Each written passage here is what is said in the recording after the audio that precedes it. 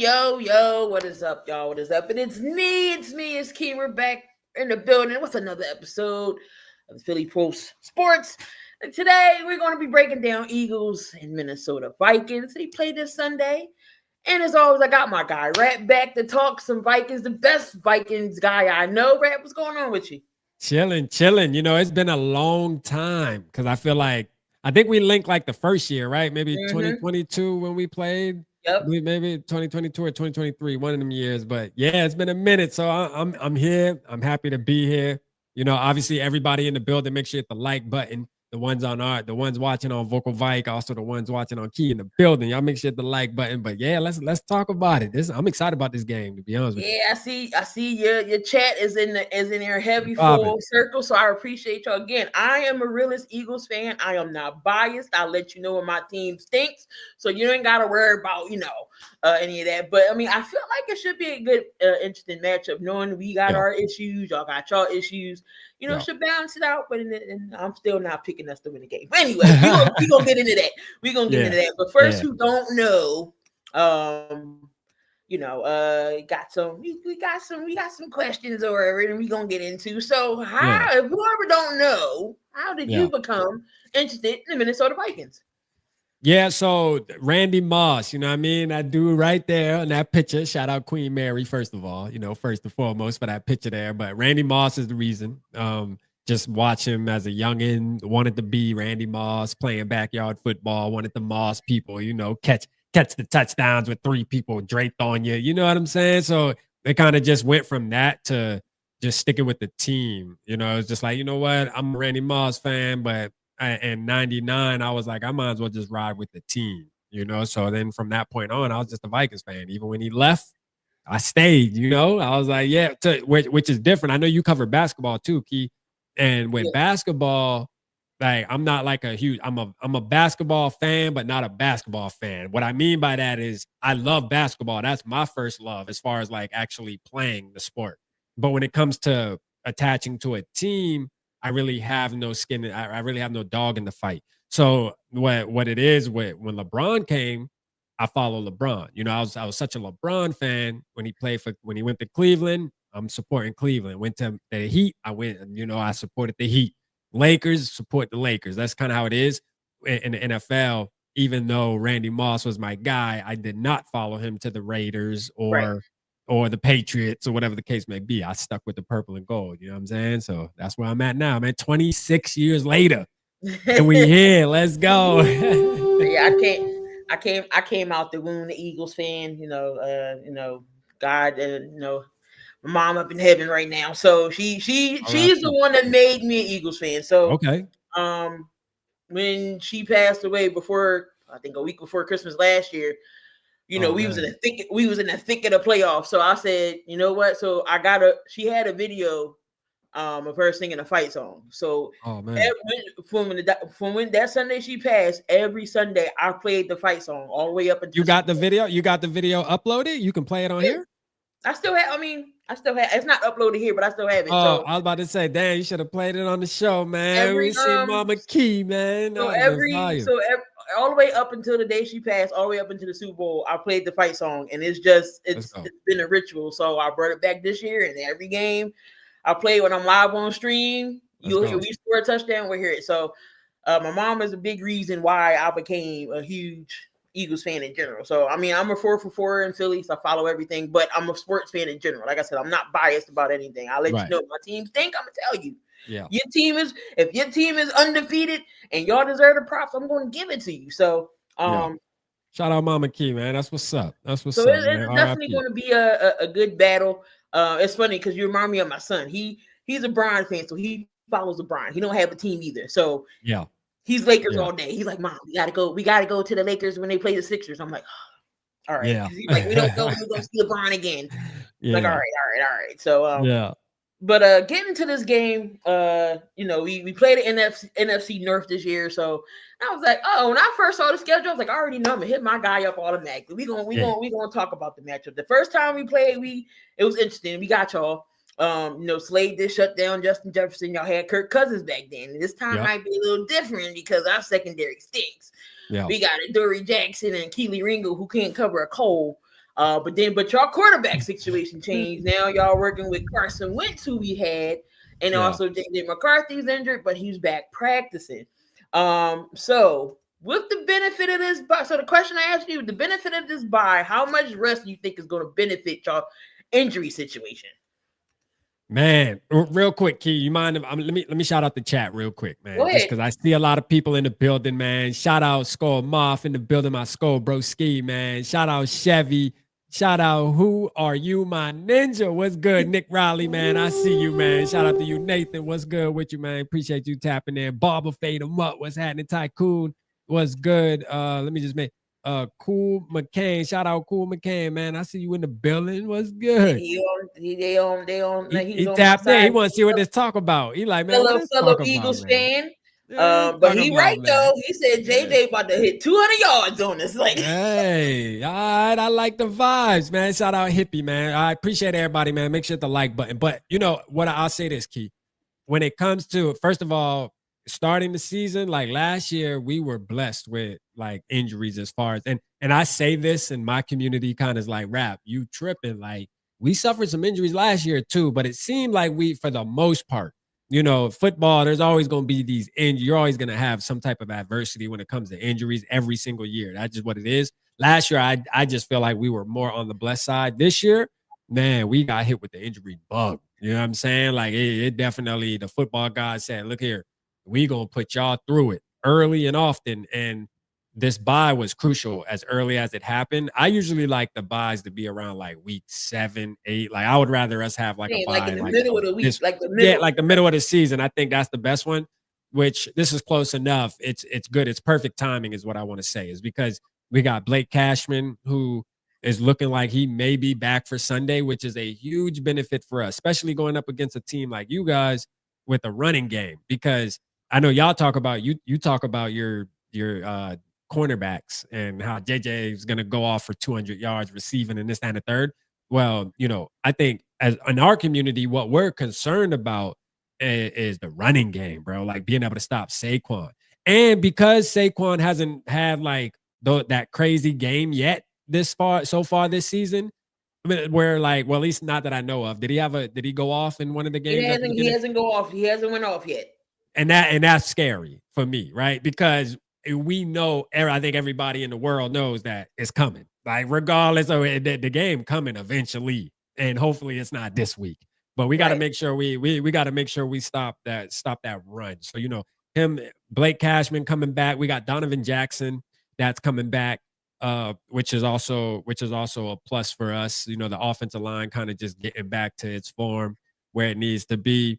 So, yeah, you know, I think the bye was perfect timing for us. Obviously, the quarterback situation with J.J. McCarthy, he looked like he's on the upward trajectory. We do not know if he's going to be playing Sunday. They haven't confirmed yet, but they also haven't confirmed that he's not. So right now it's kind of, I think part of it is Kevin O'Connell. I think he's trying to play this weird mind game too against you guys, where making sure that you guys know that you have to prepare for 2 different quarterbacks. All right, I don't think he's going to announce it until he absolutely has to. I think it's all part of the game plan, part of the process going into this week's game against you guys. So, but we'll see what happens. You know, I like the bye week. I think we're getting back healthy. I'm here for it, man. Let's ride. I'm ready for the game. I mean, we already know what Carson Wentz is about. You know, we played Carson Wentz when he's with, you know, Washington and some other teams. So, and you had Carson Wentz. It's your boy. We had Carson Wentz. So, you know, he did bring our, you know, he was the main reason why we got the first Super Bowl. I can't say he didn't do it all. He got hurt. Nick just finished it. So we all know about Carson Wentz. Again, I'm not going to sleep on Carson Wentz. From what I saw with Carson Wentz, he didn't do bad. Honestly, he hasn't been doing bad. He has weapons around him. He got a good tight end. You know, he likes the tight ends. So, you know, he's going to show some love to T. And you got Mason back there running. You got Addison back. And, of course, you got JJ. So, I mean, he got some weapons around him. So, we just got to capitalize on that. And, again, I'm just so scared of the secondary. I'm telling you, JJ or Addison is going to light us up. And it's – so your secondary is that bad? So like, is it injuries? I know what. No, because so Howie let go. We let go a lot of people this year. We got Isaiah Rodgers, man. You saw the game he had. Oh my God. Eagles fans is to this day, it's like, why did we let him go? Isaiah Rodgers was a big one that we could have re-signed. I'm like, how he only got 16 he would have been big for you guys right now too. We couldn't afford him $8 million 2 years. We couldn't have did that. So now we are stuck with no cornerback too. CJ Garner-Johnson, I know his situation, got traded to the Texans. Then he got let go. He got picked up by Baltimore. Baltimore let him go today. So now he ain't got no job. Then Darius Slay went to Pittsburgh. I know Slay was getting up there in age, but he's still better than Adoree Jackson and Kelly Ringo. And we all know Ringo back. Ringo reminds me of Andrew Booth Jr. on the Minnesota Vikings, man. But one thing I'll give Ringo is at least from what I see, at least he's available. Yeah, I mean, Andrew Booth wasn't available, and then when he would be available, I mean, golly, you want to talk about a disaster, man. Watch him play football. So we got a question for you already, Rap. So the initial thoughts of letting Darnold go after the hell of a season he had with the Vikes. I think it was the right thing to do, and I know people are sit back. Well, look at what Darnold's doing now, man. Listen, for this team, it was the right thing to do. It needed to be done. If you're looking at it, if you can look at it one or two ways. See, I'm on the side of if you didn't go quarterback in the first round, then Darnold absolutely should have stayed a Minnesota Viking and possibly looked at him as the franchise quarterback. I mean, he's young, right? He's only 28 years old this year, so it ain't like he's out here super old. He's about the age of all these other quarterbacks that are young right now, like the Jaden Daniels and them. They're turning 26 this year and stuff. So I mean, they're all kind of around the same age. So you could have did it that way, but you went and committed to JJ McCarthy, and we believe in JJ McCarthy. I know there's a little bit of fogginess going on with our community right now, just due to the fact of the second game against the Falcons.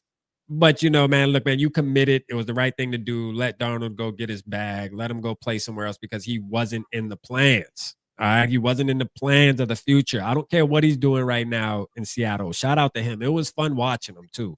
I think Vikings fans really appreciated Darnold, but he owed us nothing. All right. He owed us not a damn thing. Now, JJ McCarthy owes us everything. So we gotta put our eggs in that basket, and we ready to see it. Hopefully the journey starts this week. I don't think it will. I think we'll see him Thursday night against the Chargers. But again, if it does start this week, man, we here for it. So yeah, I'm not upset about it. So is McCarthy somebody you wanted in the draft? You was getting a quarterback, or did you want someone else? So Jaden Daniels was my number one quarterback on my board. McCarthy was number 2 though. So, and then it was Drake May and Caleb Williams. So I always was a fan of JJ McCarthy. I know there's a lot of people, well, he handed off the ball and this and that, and I've beaten this horse to death, right? And I'm gonna tell you, there's just something about him. He has an it factor. He's kind of like what you see in Jackson Dart. Jackson Dart is a guy that a lot of people slept on, but when you watch a quarterback play, you got to know there's certain things you look for, man. You can't always just look for the completion percentage and how many times he threw the ball. There's certain things you got to look for in his mannerisms on the field, and how the team reacts to him when he does things. And though you can usually spot a guy for the most part that's gonna, be somewhat of a dog and has the ability to be maybe an impact player, maybe not a superstar, but a star, right? And I think JJ's always had that. He's always carried that. So, I mean, shit, he looks the par. And when it comes to playing the game at a high level, he was very good at the NFL down is what I call it. And that's the third down. Third down, nobody was effing with JJ McCarthy, bro. Like, you would want the ball in his hands, and that's the most important down in the NFL in the big boy league. So I like him. I think he's going to be good. Like, it's 2 games. You feel me, Key? Man, look, he won NFC Offensive Player of the Week, week 1. Very first game out there, trailing in the 4th, came back, scored 2 touchdowns back to back. Man, listen, give the man some time. We got some Vikings fans that are like kind of pissed at him, but for whatever reason, it is what it is. So we got another question here for you. You said Bobby, who was a Patriots fan, he said back in 2024 draft, the Pats went to Justin Jefferson. Would you have taken the Pats number pick in a trade? Hold on, put the question up. Shout out Norris. Norris said, "Rap about to give me a mannerism." His mannerisms. All right, hold on. Rap back before 2024 draft, the Pats wanted Justin Jefferson. Would you have taken the Pats number 5 pick in a trade? No. I want Justin Jefferson to be on this football team. I'm a Justin Jefferson fan all around. You feel me? I think not only just for his play on the field, but for being a Vikings fan, I think he brings more he breeds more Vikings fans. Like, you have a lot of younger kids coming up that become Vikings fans that live in New York, live in Florida, live in Montana, Alabama. It doesn't matter. When you got a player like that, for me, it's a benefit because obviously we do YouTube. I cover the Minnesota Vikings. That means there's more opportunity for people to tap in with us and join our community and stuff like that. So when I think about a player like Justin Jefferson, that's what I think about. On top of his play and stuff and his impact on the field, man, absolutely not. Like, Justin Jefferson, I wouldn't trade him. No, he's not getting no. Yeah, I mean, the answer is no. You feel me? That's what it is, man. Yeah, man, no. I'm not even gonna hold you because the year that Jefferson came on, I'm like, oh my God, yes, Howie. Y'all were supposed to get Jefferson. Howie is about to get him, and we get freaking Jalen freaking Reagor. I'm like, Howie, you got to be. And then he fell right to y'all the next pick. Oh, I was hurt. So I know you was like, what? The Eagles didn't take him.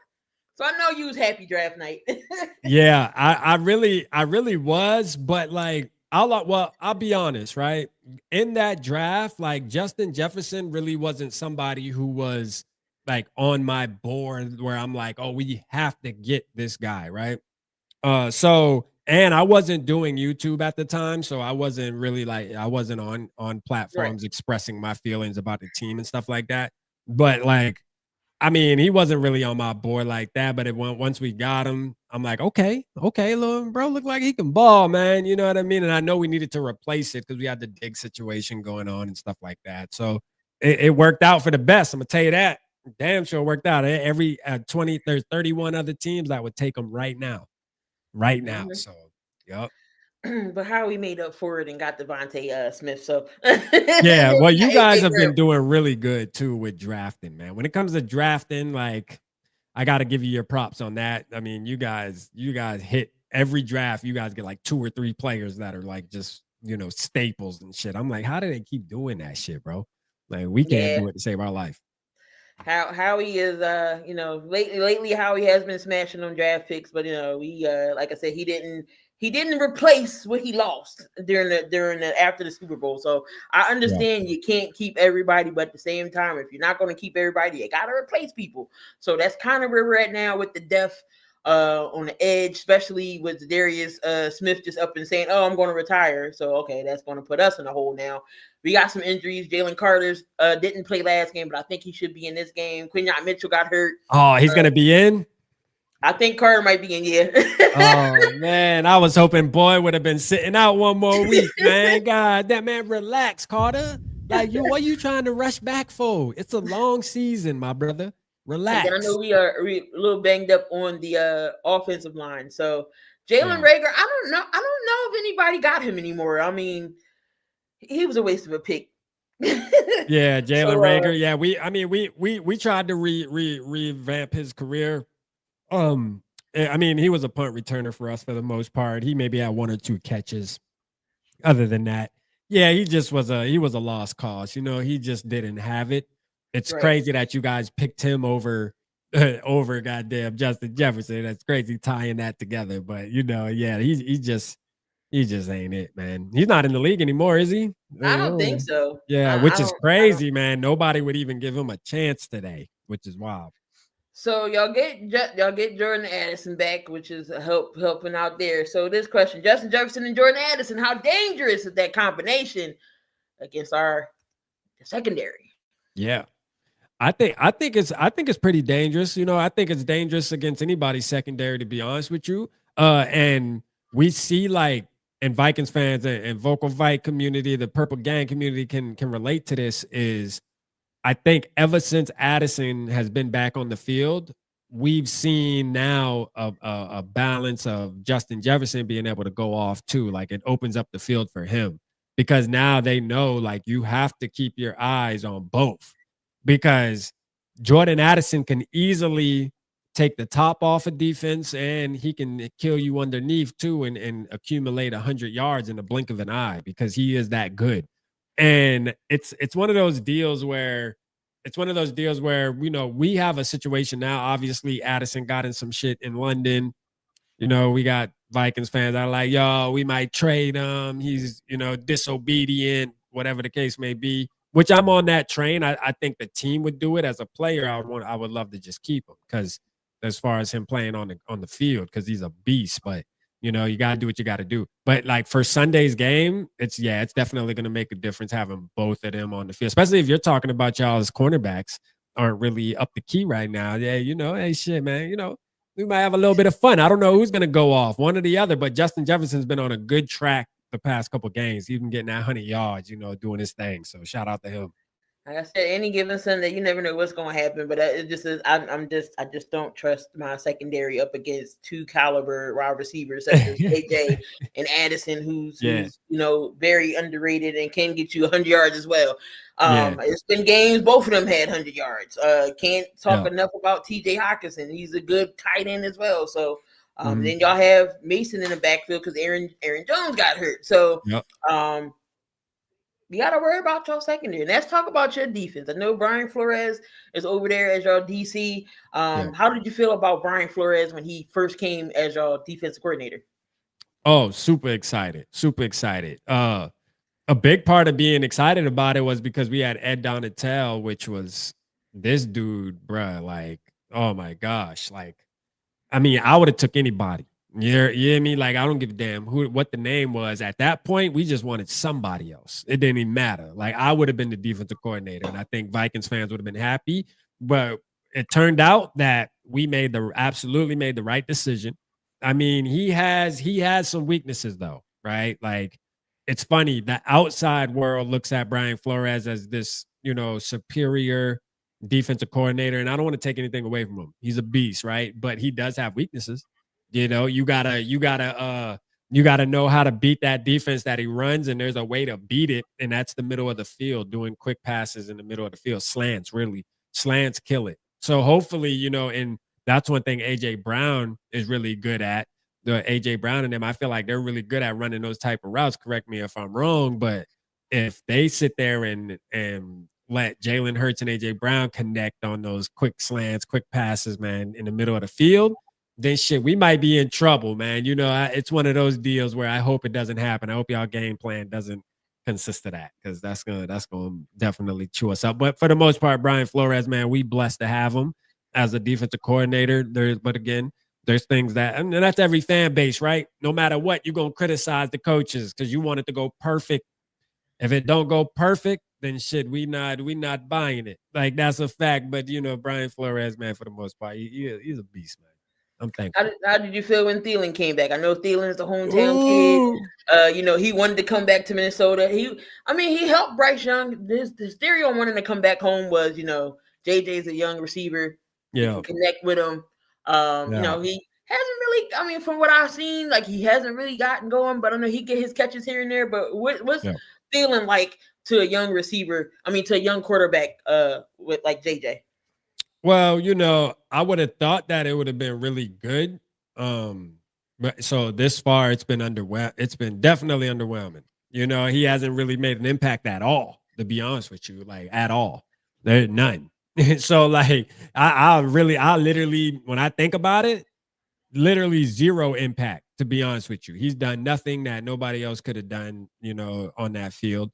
As far as at the wide receiver position, I feel like Ty Felton could do what he's doing right now. But then again, you look at maybe off the field, right? Off the field practice, there may be an impact there. I'm sure there is. So things that we can't really see, things that Vikings fans can't see. Now, this isn't me trying to sell us on, you know, oh, we made the right move bringing Adam Thielen. I still think we made the right move.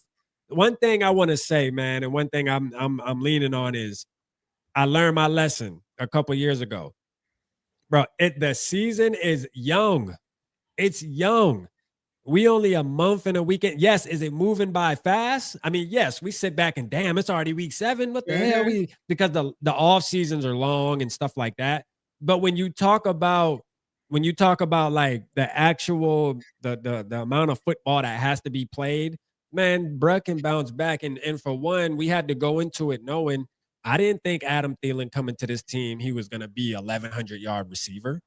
You know, I didn't have those expectations. Now, as a fan, if you had those expectations, that's a you problem. You know what I'm saying? Like, for real, that's a you problem. That has nothing to do with anybody. Like, for sure. I knew Adam Thielen was going to come back and he was going to be I said this multiple times on the stream. It was a good move, in my opinion. And if you disagree, that's cool. It's all gravy. But, like, I think he's going to be a third down possession wide receiver, a wide receiver 3. A wide receiver 3.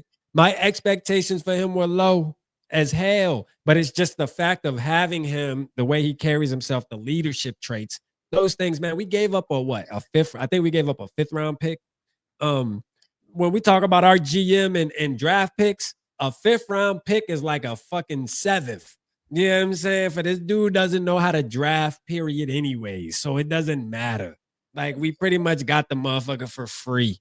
Yeah, I'm saying, for real. So it is what it is. Shout out my boy Nick, man. Shout out Nick in the building. Nick said, nah, that shit was dumb, man. Nah, for real. Nick ain't going for it. He like, man, that trade was dumb as hell. Shout out Nick. Shout out Dylan in the building. He said Thielen is blocking his ass off. That's what they will say. I mean, and Key, I'm not here trying to sell the fan base on Thielen either. I mean, look, the man hasn't been performing at all. I think Jalen Naylor has obviously been more productive than Thielen. But what I will say, like I said before, it's early, man. It's early. Relax. Like, I think he's going to make a play when we need it. Trust me, he'll make the play when we need it. Believe me. Plus, you gotta listen to wifey. She wanted to come home anyway. So, man, wifey tripping. Wifey tripping. Hey, shout out real quick, Key. Rich G said, wish we had Cameron Bynum. Not only Cameron Bynum, how crazy is it that Mekhi Blackmon had another interception last week too? Mekhi Blackmon is out here getting picks every game now. And I was asleep on Mekhi. I'm gonna keep it honest. I'll be the first to admit I didn't care that he left. It meant nothing to me that Mekhi Blackmon left this team. But now he in Indianapolis going off. Him and Cam Bynum, they both over there going back and forth, getting interceptions. I'm like, ain't this some shit, bro? Usually that happens. You lead the team and go somewhere else and start showing out. You're like, why can't you do that when you was with us? I'm telling you, man, this shit is crazy. But yeah. So JJ is back, practicing. But who would you rather see start? Like, do you want JJ? If Carson is playing well, do you take Carson out and put JJ in, or do you leave Carson in until he messes up and then put JJ in? I put McCarthy in. Yeah, I put McCarthy in. I'm all the way McCarthy to just like, there's nothing that's going to change my mind. And my community knows where I kind of stand on this. And I think most of us in my community stand here on the same wavelength. It's crazy. On my videos I get a lot of different opinions because, more people watch the videos I release and they tend to get vocal in the comment section. And there's a lot of, hey, JJ's not ready. Boy ain't good, this, that, and the third. And then, but my core community though, we want JJ in there. You know what I'm saying? Because you committed to him, like you as a head coach, you as a GM in Kwesi Adolfo-Mensah, you sold us Vikings fans. And if he ain't ready, that's a you problem. You about to get crucified for that. All right. You have to deal with those consequences. You went into the season this year with an empty quarterback room until the last minute. The last minute, you want to bring on Carson Wentz and a UDFA at quarterback. A UDFA is our third string quarterback. And now we like Max Brosmer, the Brosmer man. You know what I mean? Like, the fans like him because he's played obviously for Minnesota. He played for Minnesota. He's right there. He's a hometown boy in a way, a hometown kid in a way. So, that it's easy to like him, like the story, buy into it. But the reality is he's a UDFA as the quarterback. And then you have Carson Wentz. Bro, you told that's telling me that you believe that what you saw throughout the summer with JJ McCarthy was, oh no, this kid ready. Like he's the truth. So, hey, I'm here to see it. You have to put him in. Like, for real, you cannot run from this, KO. We are not letting you get away from this, bro. You are not ducking this smoke. You have to put JJ McCarthy in and show the Vikings fans why you drafted him at number 10. That's just what it is, and that's what it's going to be. And Carson Wentz, I mean, Key, you can touch on this too because you had Wentz, and you've probably seen him throughout his journey he's had. Carson Wentz has a ceiling. Be honest. How many games you gonna win with a Carson Wentz? Not many. Thank you. Like my thing is this with Vikings fans, and we always do this with Vikings fans, is we think that these veterans gonna come in and all of a sudden change this shit around and save us and take us to a championship.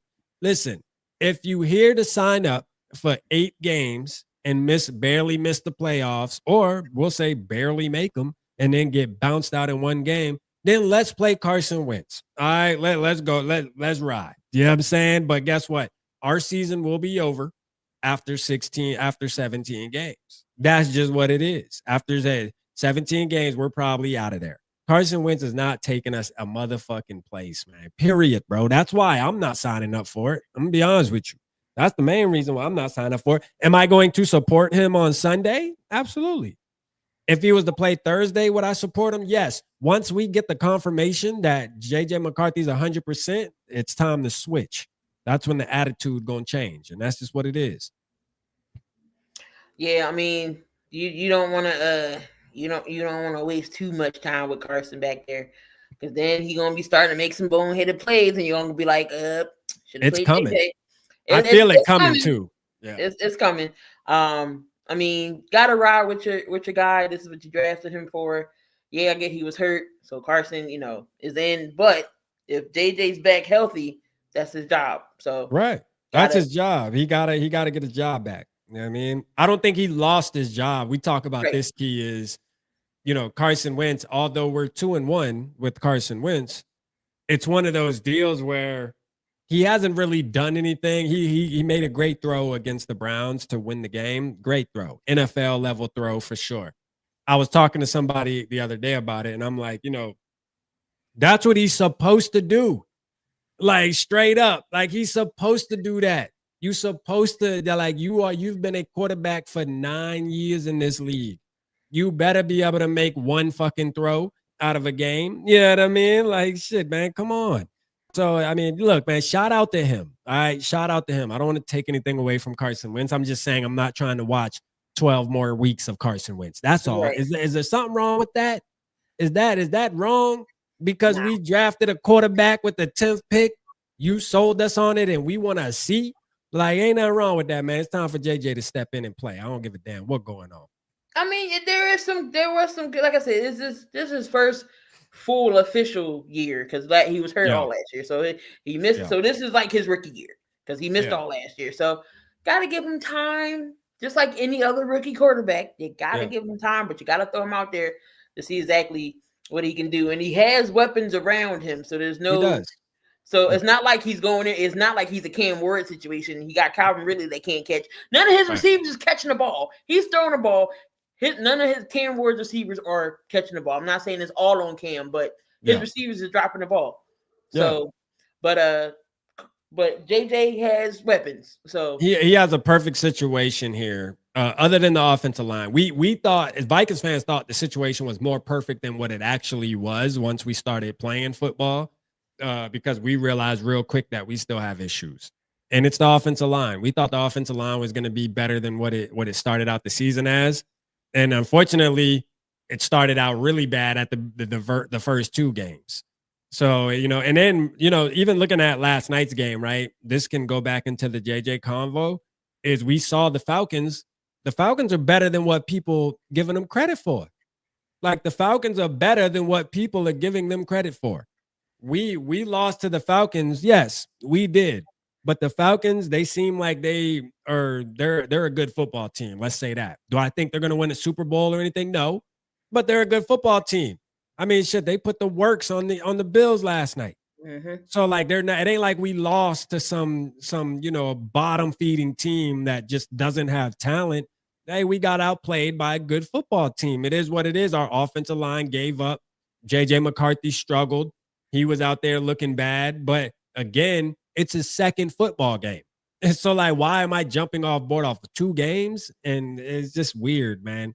I just can't do it. I can't come to grips of jumping off a ship after 2 games with any player. I don't give a damn who it is. Now, my thing is this, Key, when it comes to durability, I'll say this, that is a different conversation. All right. So like he comes back Sunday. Let's just say he comes back Sunday. I'm going to knock on a lot of wood right now. But if he comes back Sunday and he starts to limping off that field, or we wake up the next, because the trend we have with JJ McCarthy is he'll play the full game. We don't get the injury news to the next morning. You know what I mean? So like as Vikings fans, we see JJ out there Sunday and he going to finish the game. But what we got to worry about is about 10 a.m. the next day. We got to make sure nothing come popping up on there. Well, after the game, JJ, tore his damn ACL, but he played 3 quarters with a tore ACL though. You feel me? Like nothing was wrong. And so that's the type of shit we got to worry about in Vikings Nation. So we'll see. Yeah, we'll see. I mean, so looking at the rest of y'all schedule here. So again, you got us, you got the Chargers, the Vikings, the Ravens, Bears, pretty much the division. Y'all see Sam Darnold with the Seahawks, Commanders, Cowboys, and then the rest of y'all division. How do you right now? I mean, right now y'all are 3-1, 3-2. We're 3-2. Yeah, 3-2. What do you see the rest of the season like record wise? I mean, I feel like with either quarterback, I see us winning. I see our cap at about 8-9 games. I'm gonna be honest with you. Like right now, I see our cap about 9 games. But the way that which isn't bad though, when you think about it, because the way the NFC is looking right now, you can get in. It seems like you'll be able to grab a spot with 9 wins. It seems like you'll still be in the fight with 9 wins right now. It's looking like everybody's beating everybody. You know what I mean? Like when you got shit happening where the Panthers blow out the Falcons 30-0, and then the Falcons come back and they put cut the Bills' ass. You got you guys losing to the Giants, and then you already know the Giants are probably gonna go out and get blown out by the damn Jets or something. Like that's just, it seems like this season is just one of those seasons where you can win 9 games and still make it. The point is this though, Key, is I rather win 9 games or win 7 games with the quarterback of the future. I don't want to wait. I think because that we're giving up key possessions with Carson Wentz, who we know for a fact after this season is going to walk out of the door, maybe retire, maybe just go be a backup somewhere else. We have to see what we have in the young man. That's just what it is. We have to see what we have in a young man. I know people want to, just sit him another year. The man is going to be on his 3rd year before we even know what the hell he can do. Right. That's crazy, man. That's nasty work. I don't care. I'm not trying to do that. No. We need to learn this year right here. So I say 9 games, either quarterback 9 games. And I may give JJ McCarthy, just because of that winning factor that he has, I may give us 10 with 9 starting at quarterback for sure. So I got it. Somebody got it. I mean, where you guys gonna be at though? Like, what's up? Where the Eagles gonna be at? So he got the same book AJ Brown was reading. No, I don't got the same book. AJ got the he put the book up. What's going on, Rob? AJ put the book up, so I don't know. But like where you got you guys finishing this year? Like, what's up? So I initially had us between 11 and 12 wins. So that's our 11 and 12. 11 and 12. 10 at the least. I don't think the way we looking, we might go 10 and 7. But that's crazy. You say 10-7, like that's a horrible season for a Super Bowl, not. isn't it? It's not. NFC East is we're still winning the East. That tie is going to come back to haunt Green Bay when it comes to by the time it comes to the seeding. Dallas is Dallas. Me not going to talk about Dallas because Dallas, that's they defense stink. They defense horrible. They let Rico Dow get damn near 200 yards and some change. That's crazy. And he called this shot too. Before the game, that we're leading up into the game, he's like, y'all better buckle y'all chin strap. He was like, I don't like how y'all let go of me. I felt like I could contribute to the team, and boom, back-to-back weeks he got over 200 yards. Which is the crazy part. But just the way that our offense is, I don't like our offensive coordinator. I feel like it's 2023 all over again, to where we had a great offense and our defense was breaking down. Vic Fangio, you already know how he is. He got the bend but don't break defense, and it irks my note. Ooh, that sounds familiar for Vikings fans. Ed Donna Shell, irks my soul at times. I'm just like, he doesn't really blitz. He'll bring, like, if he does, he'll bring the front to get the pressure, but not from the linebackers in the secondary. So, like our front, I'm not really worried about. I know we missing some key edge, guys, some key people that got let go. Josh Sweat went to Arizona. Milton Williams let go. He went to the Patriots. Again, we had Slay signed. Rodgers is with y'all. So it's just like, how we know you can't keep everybody, but you got to replace them too. So, trading deadlines coming up. We're just hoping maybe how we can add a corner. Hopefully. Yeah. I don't care who it is. I just want somebody that's not going to get burnt. Like I said, we can get a Gilmore. We can trade for Tyreek Woolen. I know he was on a trading block. Oh yeah, Tyreek Woolen, which sounds that's something I was heard. Denzel Ward. I don't care. I just need anybody but Adoree Jackson. Denzel Ward probably costs too much for you guys. If y'all know Adoree Jackson, y'all know why teams don't resign him, and then we stuck with him. Like, so. But that's just something we gotta deal with, and it just makes me nervous every game. I ain't gonna hold y'all. I got my blood pressure cuff and I got my pen because something got to calm my nerves. Okay, so that's typically how it is in the Eagles household. But what matchups are you looking forward to? So I'm looking forward to the offensive line, our offensive line versus your defensive line. I think that's probably one of the most important matchups because when I think about the Eagles, I think defensive line. You know what I mean? For some reason, I just think, get to the quarterback quick and force bad decisions and things like that. So, I'm definitely looking into that, which we felt the same way going into the Cleveland game because the Cleveland's defensive line was also known as one of those ones, and we kind of held them at bay. So I was surprised. So I'm hoping we kind of get the same results this week, being that we are getting. Part of me is like, man, you know what? We need to start the same lineup on the offensive line that we did last week. To be honest with you, like shit, I know we got Donovan Jackson coming back, but hey, maybe for the first couple series, let's just see. You know what I mean? Let's see. Because that offensive line that they meshed together last week, man, we had Blake Brandell, who is a guard playing center. He's a guard. He's really a natural tackle. He played guard, and now he played center. This man done completed the trifecta. I had a thought in my head, if Brian O'Neill isn't coming, Brian O'Neill's hurt, and we need a left tackle because Justin Suckle is what I call him, Justin Suckle. And Juergens is able to return, put him back at center. Man, throw Blake Brandell over there at right tackle. You goddamn it, you know what I mean? That boy, you can just throw him anywhere. He hold it down. You know what I'm saying? Like Blake Brandell, like put me anywhere on the line, man. That's me. So I don't know. I'm looking forward to that. If you on the line, I feel like you should know how to play every position on the line. That's just me, but True. It could be. But I'm just like, it's y'all doing the same thing, just maybe a little bit different duties, but y'all doing the same thing. You're blocking. I know it's different schemes, but you're blocking. I know a center, you got to hike first, then block. Yeah. So I mean, and what it is some people are. I think it also has to do with your hand too. Like some people.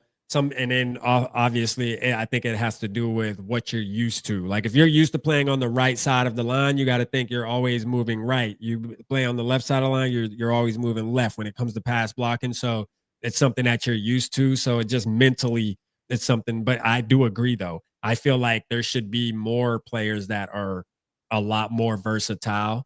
I think there should be more players in college focusing on, hey, let me kind of touch a little bit of everything. Or even as high school players, like kind of just get good at all the positions, at least try to get average at all the positions and then master one, but then be like a Blake Brandel. I mean, we got Vikings fans saying, let's keep Blake Brandel at center. He might have found his calling. Shout out Davey OG. I did a video leading into the Browns game, and part of me was bullshitting, but obviously I looked into it because of his size and him being able to play tackle and stuff. He's athletic for his size. So I'm like, yo, him being in that small box at center, he could be good. Like, he can be somebody who's really an anchor in the middle, man, after he hikes that ball, like just really not letting anything get up the middle. And it showed, it showed. And that was his very first game. So I can only see him getting better more and more. So it's one of those deals where I look forward to Blake Brandel and what he can do at center, even when our offensive line gets fully healthy. Maybe keeping him there, it might be the thing to do. And I'm sure our team is looking at that. When they watch the film, they have to look at that and be like, you know what? This man might be our new center for real. I ain't gonna cap. Even when everybody's healthy, when Juergens gets back and Ryan Kelly, obviously, that we signed from the Colts, the concussions, I don't see him coming back this season at all. Shout out Doogie on Purple Daily. It's a podcast that covers the Vikings. A big podcast covers the Vikings. He was talking about this might be deeper than, IR and all that extra shit. This might be on some, bro, you done suffered 5 concussions and we don't know. That's only the ones we got documented. We don't know what's going on with what you had in college and high school. And if you ever suffer concussion, this is life-threatening now. This is might change your life if you suffer 1 or 2 more, kind of like the Tua conversation. Mm-hmm. You might want to call it quits, bro. You had a long career. You played very good football at a high level, many years of it. So kind of just it's time to maybe hand it over and go, which sucks for us because we invested in him, but it is what it is. Is Dillashaw still out for y'all? No, he's back. Yeah, okay. He's back. It's kind of how a situation is with our line. Tyler Steen isn't the best. I feel like he, wasn't he was good, I guess, last year, but we had Mekhi Becton as well. He left him. And didn't Mekhi play like a different, what's the guy that played a different position for you guys and then switched over to guard and was like, Mekhi Becton. So okay, yeah. Because he was a tackle, right? Yeah, Sirianni said move him to guard. The best thing ever. That was we revived his career because when he was the Jets, he was non-existent. He was always injured. Everything. I'm gonna be biased on this one. Jeff Stoutland is one of the best offensive line coaches we've had. So look what happened when Jordan Mailata came in, didn't know a lick of football, played in Australia, turned him into a caliber lineman. So that's kind of how I feel with Fred Johnson right now. When we got Fred Johnson back, I was ecstatic. Because I knew he was gonna. What position does Fred Johnson play? He's a tackle. Okay. So when I think when Lane Johnson got hurt, and we put Matt Pryor in, I'm like, why is Matt Pryor out there? He stinks. The first time we had him, we let him go. He stinks. He still stinks. Soon as we put Fred in, the offense moved. So I'm just like, we just need to put Fred in at all times. Don't forget Matt Pryor. He can go. So I feel you when you say, you found the right. Everybody should learn the line. You got your guy right here. He should stay there. So I feel you on that when you thinking of that. Speaking of the tush push. Let's go. Shout out love. Your thoughts on the tush push. Should it go? Should it look, man, I look at it like this. First of all, there's a bunch of people that are annoyed by the play, thinks the play is like, bullshit. In my opinion, I feel like you shouldn't have let the team get down there anyway. You know what I'm saying? Like, for one, you shouldn't have let the team get down there. If we allow y'all to get down to the 2-3 yard line, bro, we failed already at that point, right? We already failed. So it's one of those deals where, man, if you can't stop it, if you can't beat them, join them. That's what they say, right? I just don't understand why other teams don't just try to perfect it. It's not a hard play to perfect. And it's so weird. Other teams do it and they can't do it. They can't do it, right? But, practice makes perfect. Just get good at it. If it bothers you that much, just do it. Return the favor. You know what I'm saying? Because there's multiple teams that I'm sure can run it effectively if they focus on it. So just do it, man. Or as a defense, just don't let the team get to 4th and inches, 4th and 1. Shit, stop these motherfuckers. That's no excuses. Stop them. Period.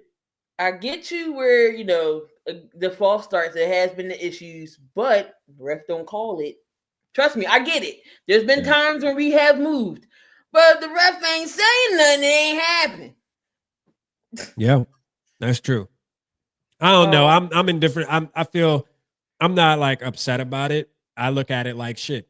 We should run that motherfucker too. You know what I'm saying? Like run that motherfucker too, man. I think you do have to have the right quarterback. Obviously, Jalen Hurts is somebody who's built, you know what I mean? Like, especially lower body strength. He's one of those guys where, for example, you can't run that with a Tua Tagovailoa or Carson, maybe a Carson Wentz. I don't know. Carson Wentz he ain't a small guy, but there is certain quarterbacks the tush push isn't an option for you. But I mean, shit, man, most teams can figure out a way to run it correctly. You just have to practice it and learn how to run it. It's not a hard play, man. Like, you put the right lineup in, just do it. For 2 weeks, we didn't run it. So you can't say, oh, we run it every week. 2 weeks, we didn't run it. Last week was our first time. Last week, y'all OD though. Like, I ain't gonna lie, when y'all was down there. It's 1 yard. You already know the 1 yard. You already know. Hey, y'all OD'd that shit. Y'all ran that shit like 3 times in a row, all the way to the touchdown. But I knew that pissed the NFL off right there. One thing about Howie, he does build the trenches, so I can't be mad at him there. Yeah, so and Deshaunte had a point. He said not everybody can do it because it's the line, which I have to agree with that. You're right about that. Jason Kelce talked about it. He was just like, he said he hated running it, but he was just so good at it that we just got the offensive line and we just perfected it. I mean, everybody just mad because we're more efficient with it. So I mean, other teams were welcome to do it. I mean, Aaron Rodgers did it. I mean, Aaron Rodgers technically didn't do it. He sat there and watched somebody else do it. I think the tight end did it. The Rams did it. The Bills did it. The Bills were so against it, but y'all ran in the playoffs with Josh Allen and failed twice. Yeah.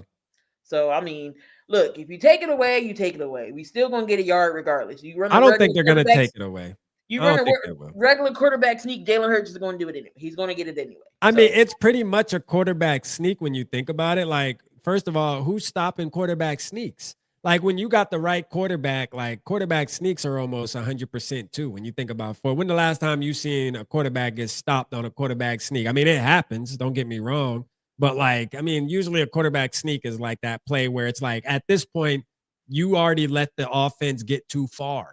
Like, that's the issue. Once they're lining up for a quarterback sneak, like, your defense has already failed at that point. It's time to start over anyway. So you might as well just hang it up and let's go. Now, if they in the middle of the field, they quarterback sneak, new set of downs, bro. It's time to now try the hell again. Same thing with the tush push, in my opinion. But you guys just perfected it, and I can see fans why they would be annoyed by it, especially when you're the opposing team fan base.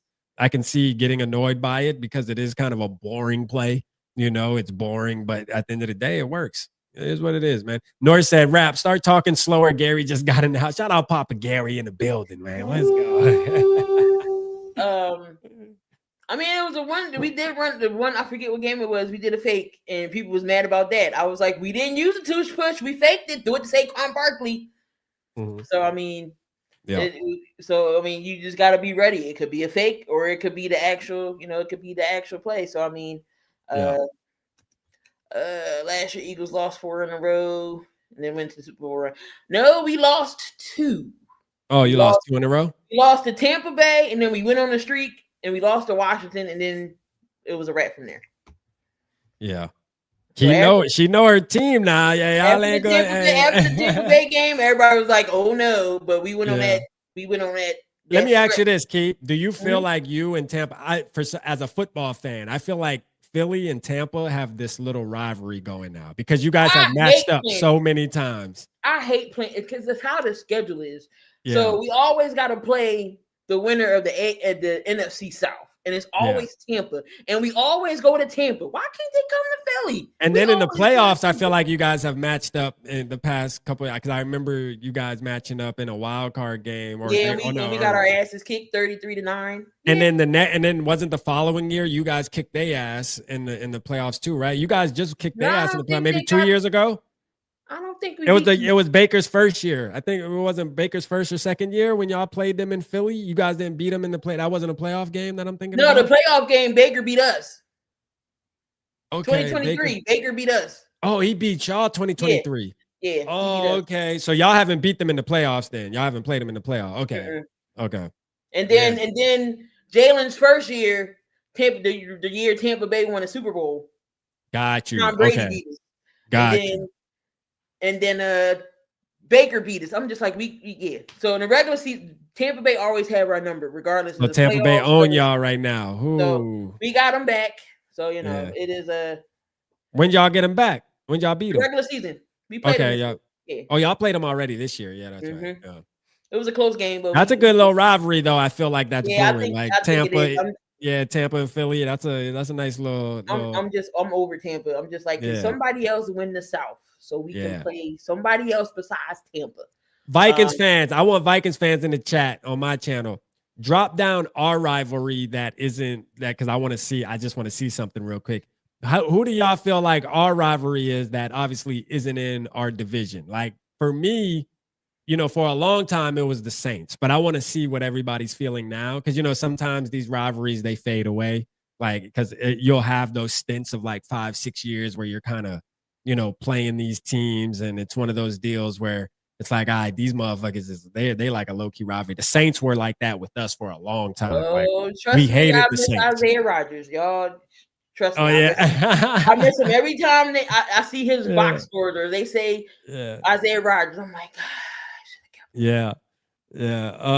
But yeah, so and I feel like the Eagles too, like Vikings fans, we got a bad taste in our mouth with Eagles too, which I feel like a lot of teams do hate y'all, obviously. All right, so I'm going to tell y'all this. If y'all come to Philly for a cheesesteak, do not, I repeat, do not go to Gino or Pat's. It's a tourist spot.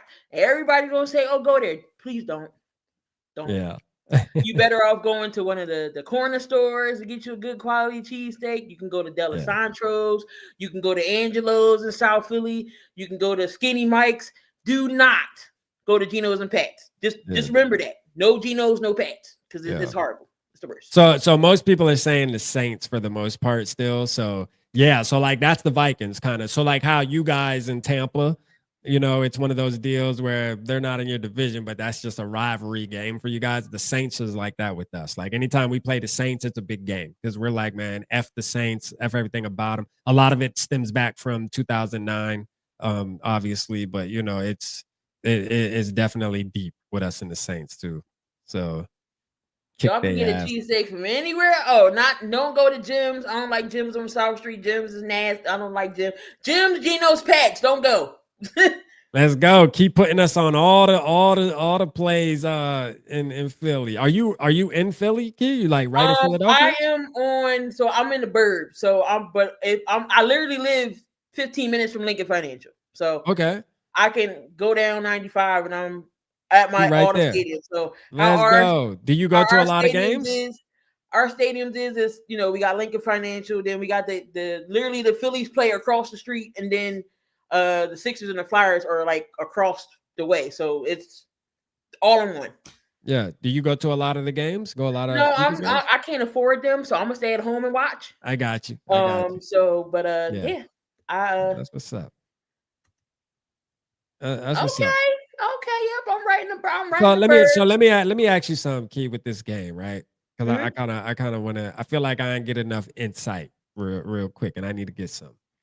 When it comes to Jalen Hurts, right? What's the vibe, right, around your guys' locker room, first of all? So, like, for us, we've been seeing that A.J. Brown seems to be unhappy even when you guys are winning, which is weird as hell that he's giving off this vibe. Now, we can just be outsiders looking in because we're only seeing, like, the little quick posts on X and things like that and what we see on TV.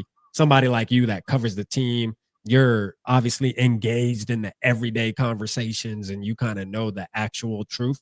What's the vibes like in the locker room? Because I'm hearing, hey, you guys really don't believe in Jalen Hurts. Like Jalen Hurts, everybody else looks at him like, oh yeah, he's their franchise quarterback, but y'all are. But then there's this part of Eagles Nation that's like, not he just we don't know if he's good enough because our wide receivers aren't benefiting from his type of play style, even though you win the Super Bowl, which is weird to me, but it is what it is. What's your thoughts on that? Like, how's the locker room with the wide receivers and So quarterback? every fan base has your true fans and your delusional ones, okay? Yeah. So we gonna say the delusional ones are saying, oh, they don't believe in Jalen Hurts. He had one interception. It's the end of the world. Oh, Jalen ain't it. That's his first interception in 366 snaps or something. That's his first turnover. This man just won 18 straight. So, but the locker. So the issue is with our offensive coordinator. So our offensive coordinator, it's the first time being an offensive coordinator. You get in house. You never get in house. You always go outside to get an offensive coordinator. Look at Frank Reich, Super Bowl. Mm-hmm. Shane Steichen got to the playoffs. Kellen Moore, Super Bowl. So I just feel like this offensive coordinator doesn't know what to do. Now it's other teams are starting to say be predictable. Lane Johnson is somebody who's usually quiet. When Lane Johnson says something, that's a problem because Lane is typically quiet. He go out there and do his job. He doesn't say much. But when he says the offense don't make adjustments, it's predictable. Something got to give. The coordinator doesn't fit AJ, I think, into his scheme. I don't know what it is. Before last year, we were strictly run happy because we got Saquon and their offensive line. Why not remember Saquon? Jalen Hurts didn't have to do much. Everybody's like, oh, Jalen Hurts can't do this because he didn't put up sexy numbers. Y'all want him to throw 400 yards and 5 touchdowns every game. Yeah, he wins games. But the issue is they're not passing more. Now, when you want Jalen to throw, it feels like he's forcing the ball to AJ, and then teams know that, so they're going to stick AJ. Is the receivers not getting open? So you can say AJ he does this every year. He did it last year, made a big fuss, and it was like it's not like that. Did the same thing again. So I don't want to say it's controversy or whatever, but he's a competitor. He wants to win. He wants the ball. That's every wide receiver that's top. CD Lamb, Jefferson, they want the ball. You got to give those guys the ball. We have to give AJ Brown the ball to start. We got to use the run game more. We can't use the run game and then abandon it and go on a throw. So it has to do with the offensive coordinator situation. So of course everybody's going to be blaming everybody. Hurts just has to go out there and do what he do. I feel like with a new offensive coordinator, he has gotten one damn near every year. So it's hard to acclimate and get adjusted to his system. I just feel like Hurts don't know what he's doing out there half the time. Like, oh, now all of a sudden you don't know how to play quarterback. So but I mean, hopefully we'll get through it. I just want him going. I just want somebody that's competent at the OC level that knows the strengths, knows the weaknesses, know what Jalen can do. It's times Jalen had to take over and he need to do that again. So I mean, AJ's going to be AJ. Everybody's like, oh, AJ's leaving. No, he's not leaving because if we decide to trade him or whatever, that's a 74. That's a cap hit, like 74 mil, and he's not getting traded. So just gotta ride it out. Okay, all right, and then the reason I asked that, how that links to our team, because I actually compared JJ McCarthy's college career to how kind of you guys play in the NFL in the Philadelphia Eagles with Jalen Hurts. Like you said, doesn't put up the sexy numbers, but does what he needs to do to get the team to W. And when he needs to step up, he steps up, right? And then every once in a while, you'll get that game where he throws, 3 touchdowns, 4 touchdowns, and goes off because the defense is allowing him to do it. So, and I compare that to JJ when his college career, because a lot of people were talking, well, he don't throw the ball, he only hands off the ball and shit like that. Well, when you got a Saquon Barkley, you kind of want to hand off the ball. You know what I'm saying? Like, you kind of only want your quarterback to throw the ball, 15 to 20 times, maybe 25 times during that game because you have Saquon Barkley. Yeah, he's going to rush for $150 damn near every other game. Like, why not? Why would you just to say that your quarterback threw 400 yards, you know what I mean, and still lose the game when you can control the game on the ground and get the dub? Like, so, and I say that because I feel like in the near future here, we're going to have these same conversations as Vikings Nation. I'm booking it now where, you know, JJ McCarthy is going to, and you can call it a game manager, whatever you want. But if your team is built around it and you're able to go and win a championship like you guys did, why complain? You know, like I'm thankful for Justin Jefferson. I feel like Justin Jefferson really wouldn't get to that level, especially if we're winning a championship. I think he would be okay. I get a weird vibe from AJ Brown though. Like just as a competitor, I'm like, yo, your team's winning, my brother.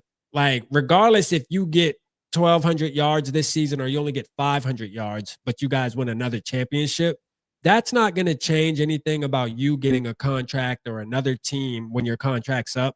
If you're still in, you know, young enough where you feel like you still got gas in the tank, I don't think that's going to block your bag because people know the real you. Like they know that you can affect the game. And I think the smart football people understand like, hey, it's not that AJ Brown can't play wide receiver at a high level anymore. It's just the Eagles run their offense a certain way. They run through Saquon Barkley. That's just what it is. It's just what it is. It's obvious. And they have a right to do so because they won a championship by doing it. Why would you change from that? You know what I mean? Like you might feel different, but I look at it like shit. And I feel like McCarthy is going to kind of be the same way. I don't look at McCarthy as a Mahomesy type guy where we're going to lean on him for 17 games. This guy's going to go out there. I'm saying even 3-4 years in his career where he's out there and just kind of changing the game in and game out. I think you have to actually build an offensive line, a good running game, and let him, you know, work within that. And every once in a while, you know, about 5 games a season, he'll have those explosive games where he balls out and outperforms more than people expected. And we win a championship, man. Get to the Super Bowl. That's what we need. Let's go.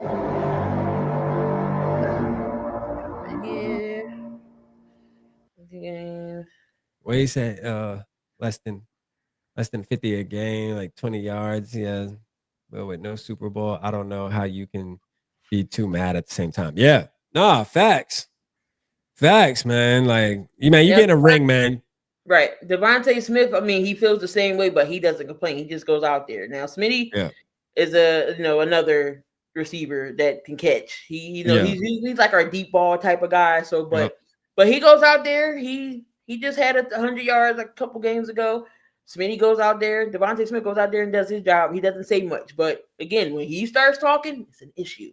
Like I said, certain key guys that don't never talk or say nothing, and they're talking about this offense. That means something's wrong. Oh, are they talking now?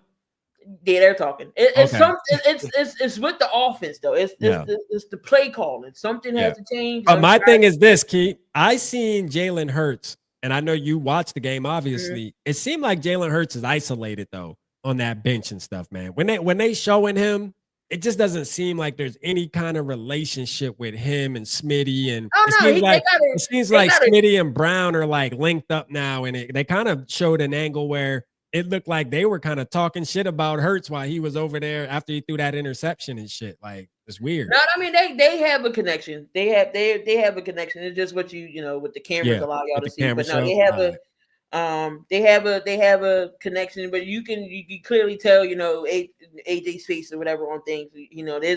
His face shows it all, and trust me, I understand and I get it. And we want him to get the ball. I just don't want him to get force fed the ball and then cause turnovers. So, but also we gotta go back to doing RPOs. That's what we did all last year, and nobody knew what we were doing. So now this offense is too predictable.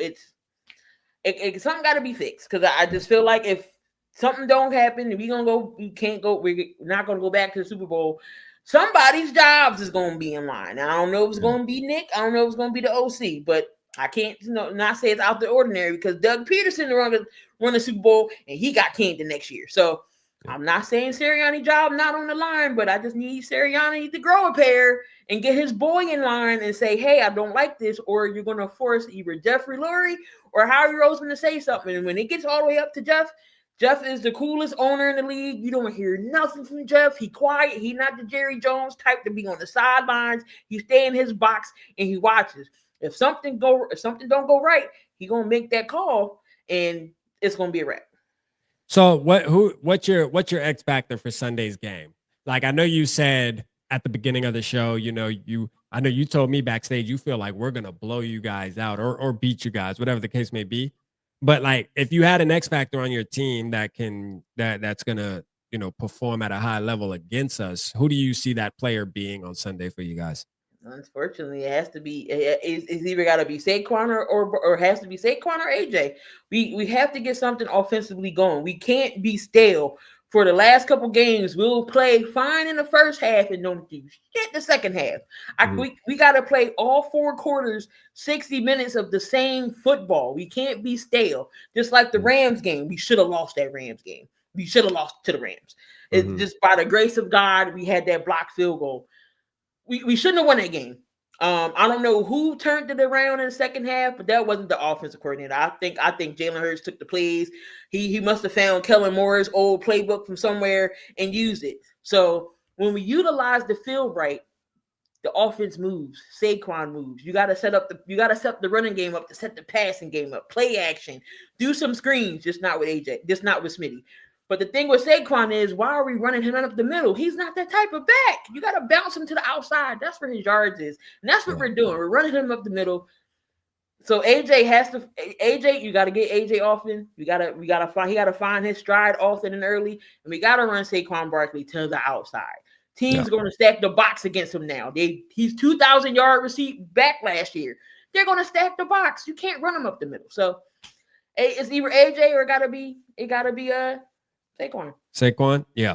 So, and as Vikings fans and the chat over in Purple Gang community, if y'all drop down in the chat, who do you think is our biggest threat on the Eagles? I'm gonna say Saquon too. I'm gonna go with you with Saquon, and a lot of it just has to do with I'm still kind of PTSD from what Bijan Robinson was able to do, which I think Bijan and Saquon are similar as far as their run style. They're very shifty, very fast. I mean, you miss one tackle and they can turn that shit into 30, 40 yards. You know what I mean? Like that, like in the blink of an eye. So I'm going to say running. We had Gainwell that ran all over us. This last game, we had Judkins that, I'm not going to say he ran all over us, but had a couple good runs. It's just one of those deals where I think Saquon is the X factor for the most part. But I'm glad. Thank you, Deshante. I like that where you talk about Hurts' legs. And I remember the last time we played you guys was super annoying, bruh. The game we played on, shout out Jared O, man. I see you, Jared O. Appreciate you tapping into Alex, man. Appreciate y'all getting active in the chat too over on Vocal Vike, man. Appreciate y'all and the ones on key. Shout out to y'all tapping in over there being vocal. But I remember Jalen Hurts just going crazy, like with his legs. I mean, it could be a 3rd and 17, and this man will run out the pocket and gain 18. And I'm just like, yo, like, what is up? That's one thing about playing you guys that irritates the shit out of me is just when Jalen Hurts is in his bag, when he's in his bag, man, this dude is annoying as shit, bro, to stop. Because he's big, too. Like, it's not like he's a tall, huge, but this motherfucker just be low to the ground and just be, like, getting those extra yards and stuff, man. I feel like he's a smart runner, too, which is irritating. So those are the two. Either way you cut it, we have to stop the ground game, whether it's Jalen Hurts or Saquon Barkley. I'm not too worried about the pass game. I think we can kind of keep that at bay for the most part. For the most part, I think we're pretty good. Isaiah, shout out to you guys for letting us get Isaiah Rodgers, because that plays a part in it, because he's been playing phenomenal. And then Byron Murphy on the other side. I think we feel kind of good over there with that, even though I do think Smitty can maybe take advantage of one of the two for sure. But yeah, so that's it. Now, when it comes to our team and who I think the X factor is going to be, how is y'all run defense good this year, Key? What y'all run defense look like? It wasn't last week because we didn't have Jalen Carter. So usually Jalen Carter, Jordan Davis. We down Nolan. We should get Nolan back after the bye week. So once we get our guys, y'all bye week next week.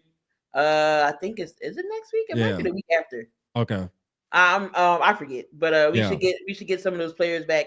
But our run defense is pretty solid. Okay. Yeah, because I was gonna say, I continue to think that I want my team to run the football and really run the ball. I'm talking about really commit to it, right? And part of me feels like maybe we can do that. I'm gonna say Mason. I'm gonna name Mason. I think if we can actually run the ball at a good clip and actually have our coach, who is also our offensive coordinator, we got a 2-1. You know what I'm saying? 2-1 here. Hopefully we can control the ground a little bit in this game and keep this game close with the timing. I think this is one of those games where you just want to be in the fight in the fourth quarter for the most part and just give yourself a chance in the fourth quarter.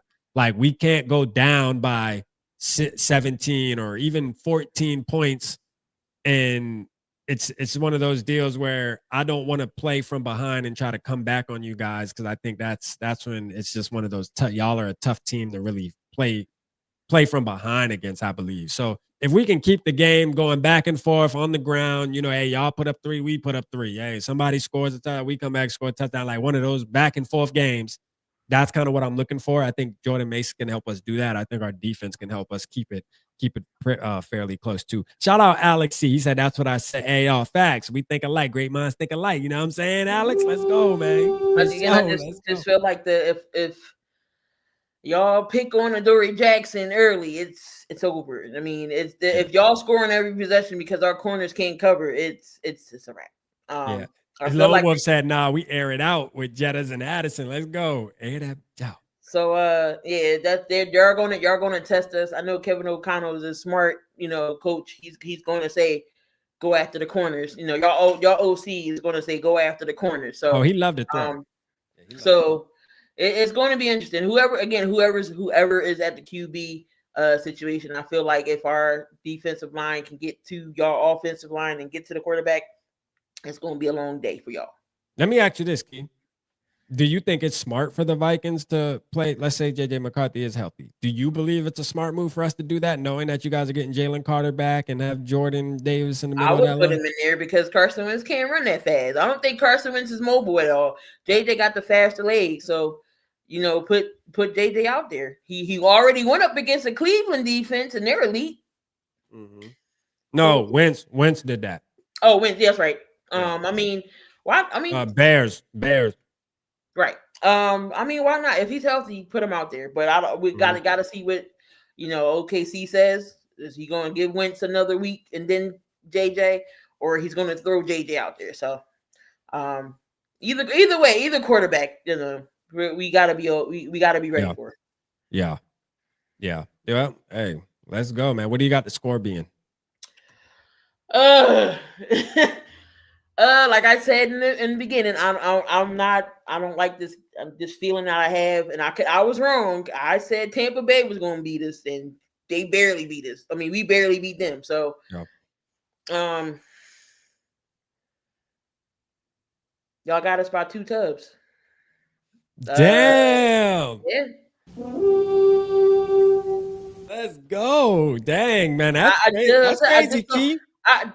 I don't trust our second. First of all, let me tell you this, Key.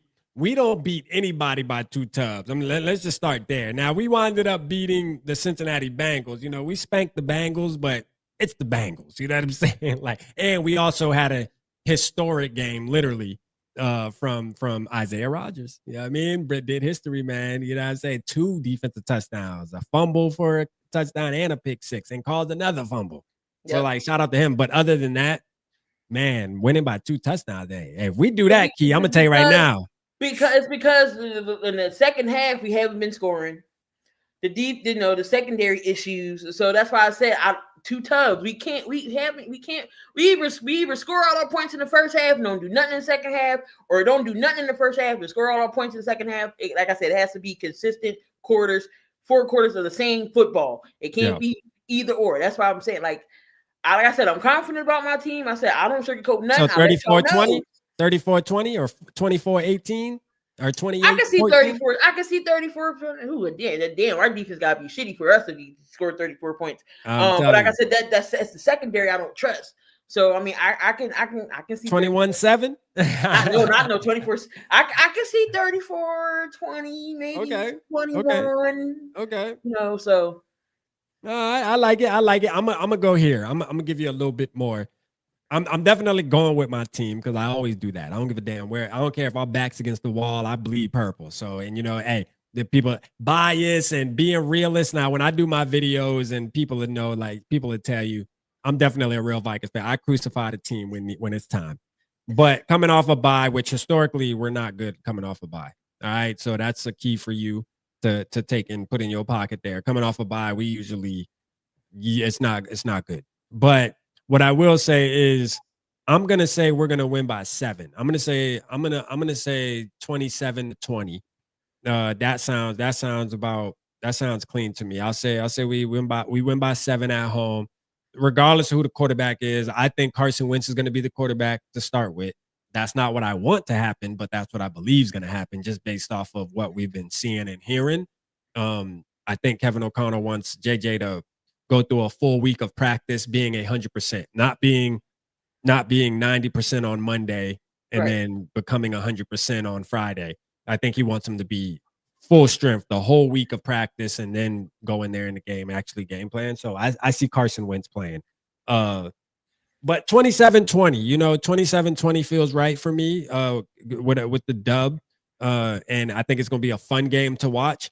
For some reason, though, I hate playing you guys. I will say that. I hate playing the Eagles because you guys are always a damn tough out. And ever since that NFC Championship game, I just got a bad taste in my mouth. Shout out to my brother. He's an Eagles fan. So he's diehard Eagles fan. So that was one of them nights where I'm just like, bro, we came out and scored the first touchdown. I'm like, bro, we're going to the Super Bowl. I was like, oh no. Bro, when we went downfield and scored like that, I was like, yes, sir. We are going to the Super Bowl. No team is fucking stopping us, bro. The way we just went down and scored, man, Kyle Rudolph, I remember. Play action, Case Keenum. You know what I mean? Down the field, touchdown. I'm like, yes, sir. This team is cooking. We boy. Like, we really like that. And then from that point on, I swear to God, that was one of the worst nights of my Vikings fandism. But hey, hopefully we can right that ship on Sunday and beat y'all ass one good time. I did see you went to US Bank. How was that experience? Yeah, so that was good. So we do an event called Skol Fest every year where we throw a party for the Vikings home opener. Shout out to Purple Gang, man. A lot of the community pulls up and we all turn up for the home opener, man. We rent out a spot and we just pretty much throw a big Vikings party. So shout out to everybody that pulled up to that and yeah, so like we get some opportunities just for working with the Vikings and stuff like that on a couple other projects we've done. So we get like good opportunities, like cool opportunities to be able to be out on the field. So we were there on Friday in US Bank Stadium. We were there on Friday walking on the field and being able to just walk on the field and look around. And it's just like, it's surreal really when you're out there doing it. So shout out to the Minnesota Vikings. Shout out Fox 9 for giving us that opportunity. But yeah, Skol Fest, Key, I know you're an Eagles fan. But if you just want to party with some good people, I mean, every home opener, Minnesota, maybe we play the Eagles. I've actually rode past the stadium, so I've been in Minneapolis. Okay. I've seen the stadium. I'm just like, holy shit, this shit is huge. Yeah. So I would love to go inside. I just recently last year, the year before last. My cousin is a season ticket holder for the Falcons, so I went to go see Mercedes Bank Stadium. Beautiful stadium. Atlanta is lit. No, I've been there. That stadium is rocking. So, because I'm in Charleston, South Carolina, so I'm super close to Atlanta. I'm 4 hours away from it. I'm only 4 hours away from Atlanta in the car. So I've been to Atlanta multiple times. Shout out to Mercedes. That's a great stadium for sure. You're on point with that. F the Falcons though. You know what I mean? Like the Falcons left a bad taste in my mouth. But no, as a football fan in general, I would love just to see different stadiums. I've seen, like I said, I was in Minnesota a couple of times. I'm just like, this stadium is huge. Yeah, so you can always, hey, look, I just say I'm extending the olive branch here. Anytime, especially if you're gonna come, make sure it's the home opener because you'll be welcomed with open arms. You'll have a great time. Believe me, you'll be around a bunch of good people. You with us. Then you'll enjoy it. I'm gonna tell you that. And maybe we play the Eagles. I will wear anybody's jersey but Dallas. Okay. Hey, throw on a Donovan McNabb Vikings jersey. We get you a Donovan McNabb Vikings jersey. There you go. Throwback. No, if you don't give me a jersey, you gotta give me JJ. I'm just saying. Let's go. So, you talking about Justin Jefferson? Yeah. We got you. But yeah, so like I said, I'll wear anybody's jersey but Dallas. Got you. No, that's law for sure. That's how we are. I wear any jersey except a Lions. No, actually, I lied, Key. Me and you might be a little different on that. I can't wear no other team jersey. I ain't gonna cap. I might be able to swing a Dolphins jersey because my father's a Dolphins fan because he always wears Vikings gear and stuff when we play. So if there is, or maybe a Jets jersey because my mom's is a Jets fan. So maybe those two, like, ooh, I feel bad for her. I feel sorry. I think I actually have a picture with a Jets jersey on when we went to Jacksonville to support my mom because we went to a game in Jacksonville with the Jets and the Jaguars years ago, and I threw on a Jets jersey to support. Be part of the gang. Everybody and was stuff. looking at me because I had a Atlanta Falcon jersey, jersey shirt, the Kyle Pitts. So I was like, yeah, it was free. I'm not gonna turn that down. Yeah. You gotta support your peoples every once in a while, but I would never wear NFC North. If my mom was a Packers fan or some shit, she ain't happening. Right. Ain't happening. Like straight up, we gonna that's our relationship would be tarnished at that point. You know what I'm saying? I tell everybody, Dallas is you when it comes to a rivalry, Philly and Dallas can't stand each other. So I would never wear those colors. I told my son if he ever played football for the Dallas Cowboys, I couldn't wear your jersey. Yeah, I couldn't do it. I couldn't do it. And everybody like, oh, come on, Keith. Nope, not doing it. Sorry, I love you, but I'm not putting on this jersey. Yeah. Shout out Joker in the building. I see you, Joker. Shout out Eric from New Mexico. Angelo, what's good? Florinda and Raquel, let's go. Shout out to y'all. Got anything for me in the chat? Y'all got any questions for me before we? Yeah, man. Drop key some questions about the Eagles. What y'all concerned about? What y'all want to know about the Eagles? Because I'm gonna tell you right now, man, for the ones watching on my channel, and I know we've been on an hour and 30 minutes, but shit, I got time. You feel me? First of all, I want to say, Key, man, like, we met back when I first started YouTube, and I was back in, and I seen you grinding, doing your thing with Dante, Coach Dante. You know what I'm saying? Shout out to the broski, man. You know what I mean? And you guys still grinding to this day. So shout out to y'all doing y'all thing, and this is a great moment. I feel like where we meeting up again and being able to do this, like we both still at it. Because a lot of people start this journey, but they tend not to finish, because it's a grind. And I know you don't do it for financial reasons, and neither do I. We just do it for fun because we really invested in our team. We love our team. They control our emotions. I was watching your reaction video when you guys beat the Rams, I think. Right? When you blocked the field goal. And that was a great video to see you and your friend on there, doing the watch party. And then the moment y'all blocked that, like the emotions that you showed, you can tell is real. Like, you could tell you invested in this squad, like for sure. If they would have lost the game, your day would have been ruined. But they won the game, so it turned into a really good day for you. You can see those things. And for that, I respect. You know what I mean? Like, I respect just a real fan of the team, but also keeping it real, too, when we start having conversations like today, where you're like, listen, man, our pass defense is trash. It is what it is. That shit ain't looking good. Just like I'm gonna tell you, our quarterback situation is looking murky. I didn't throw no beers or no batteries. I don't think I did. He ain't do that. Barkley this year seems like they haven't been using they're abandoning the run. I thought last week was going to be good because we started off 2 straight runs from Saquon 15 yards. I'm like, okay, we gonna get, and then it stopped. So I was like, here we go. So they're not using Saquon like do you think they're abandoning it because of AJ Brown? Do you feel like AJ Brown has any influence in that? No, somebody's pass happy. And so who is your offensive coordinator now? Kevin Petrulio. And where's he from? What's his background? He's in-house? He's in-house. He was he a game passing coordinator? He was something. Yeah. But he's Nick Sirianni's homie. And you had Kellen Moore, right? Kellen Moore. I feel like the only reason why Kellen Moore, I get everybody needs a chance to get a head coaching job, and I feel like he could have stayed another year, and there have been more opportunities to be a head coaching job because somebody gets fired at least once a year. Somebody's getting fired. Yeah. So I feel like Kellen could have stayed. He went to the Saints because I think he was going to have Derek Carr. He thought he was going to have Derek Carr, and Derek Carr ended up retiring. So now he's like, oh shit, I'm stuck with Spencer Rattler and Tyler Shuck. So I mean, I feel like he could have stayed with Philly one more year, and then he could have went. Then he could have went his separate ways. But it's the offensive coordinator. real quick before you answer that question, Key, before you answer that question from Dylan. And shout out to the chat for dropping the questions. Drop your questions for Key down in the chat for the Eagles, man, pertaining to Eagles and what you want to ask her. But when it comes, and I want to, I talk about the offensive coordinator because, you know, we in Vikings Nation, even headed into this game, a lot of Vikings fans have KOC under the microscope because not only is he our head coach, but he's the sole play caller too. Like he calls the plays, like he has full control. He's calling every play. You know what I'm saying? So we look at it like, well, we need to bring in an OC or we need to, somebody else in the building needs to call the plays. I wanted you to express that because, you know, I always want to just remind our fan base. And, you know, I'm on board with the fact that we got to watch Kevin O'Connell closer now.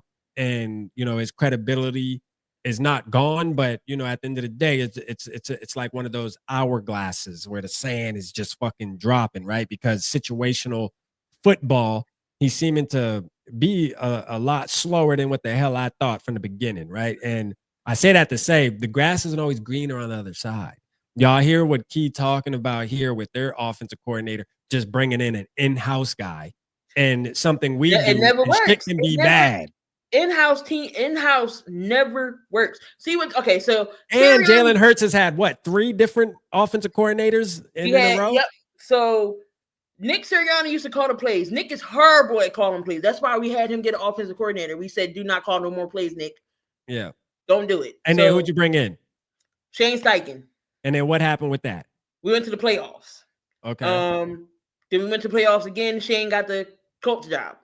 Okay. So Shane, you were good with. We were good with Shane. We had Brian Johnson, in-house guy. He was the quarterback's coach or something, but he was really good with Jalen Hurts. That was trash. Terrible experience. He's with Washington now.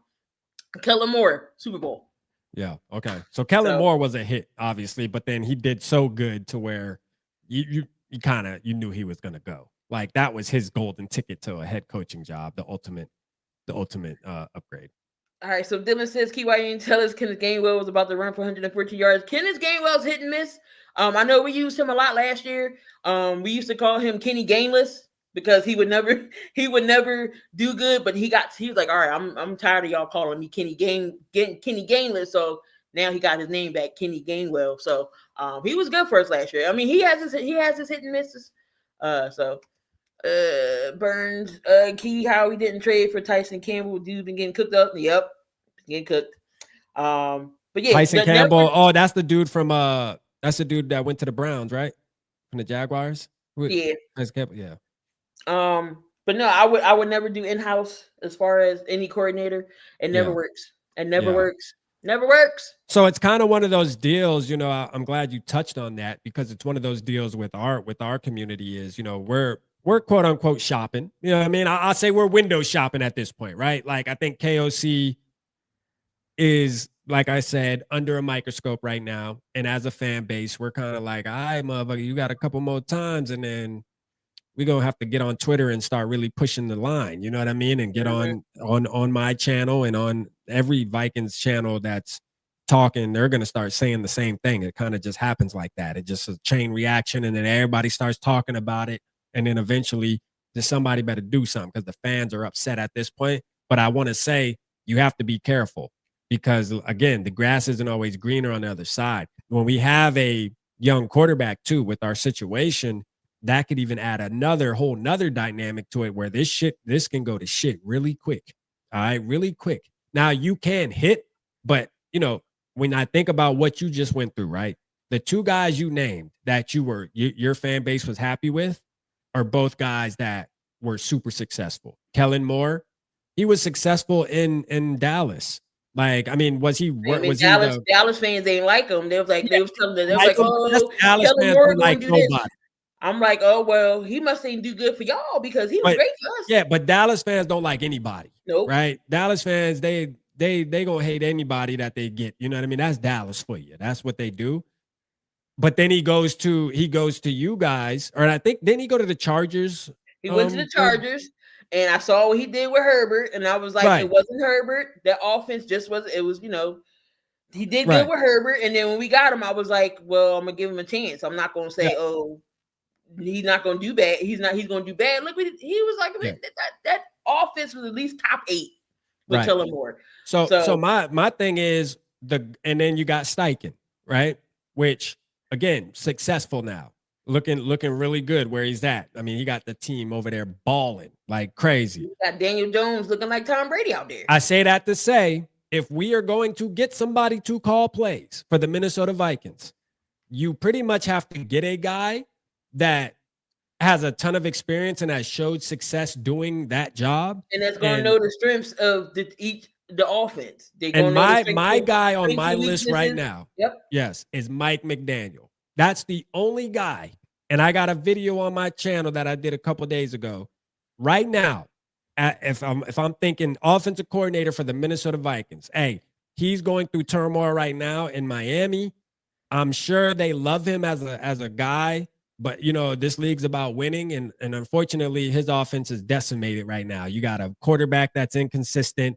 Tyreek Hill's out. This, that, and the third. So if they let him walk, that is the only guy that I'll say right now today that I'm like, okay, I feel comfortable bringing him in and teaming him up with Kevin O'Connell to call plays. I know Joker put in here, let's let Keenan McCardell call plays, or, Josh McCown call plays.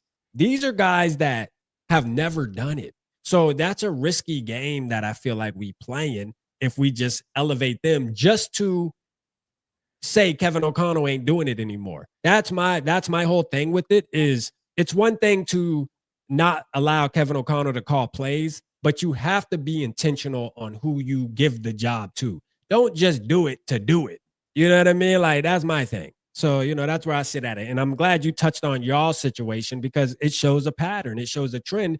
And I think that you can say that for a lot of teams that just try to, up, next man up, all the fucking offensive line coach. Go ahead. You're going to be the offensive coordinator now. And then the team wins 4 games. Just like Josh McDaniels. Horrible as a head coach. Great as an offensive coordinator. Some coaches just ain't meant to be coaches. They good at coordinators. Robert Saleh was another. Even though I don't think he did bad as a head coach with the Jets, he's good at defense. So he's back with the 49ers as a DC. So Cause and Effect says, what's your evaluation this season so far? I see no front runners this season right now. It's still up for grabs. A question, and who can peak at the right time? My thoughts.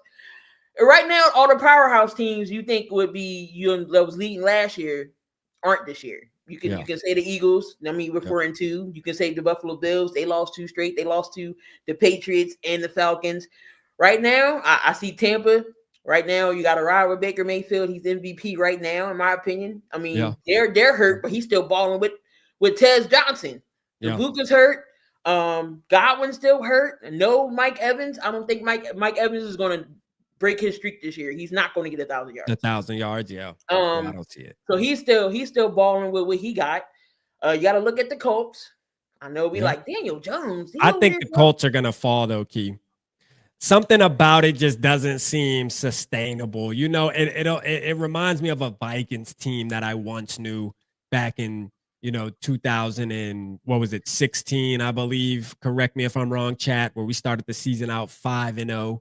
I believe it was I think it was 2016 or 15. One of them years, man. Once I'm getting older, these shits are starting to turn into history seasons now, man. That I'm getting dementia out here, but I don't, for some reason, something about the Colts. I love what they're doing. I love the story, but I think it's year 1 and they're winning right now, but they ain't playing nobody.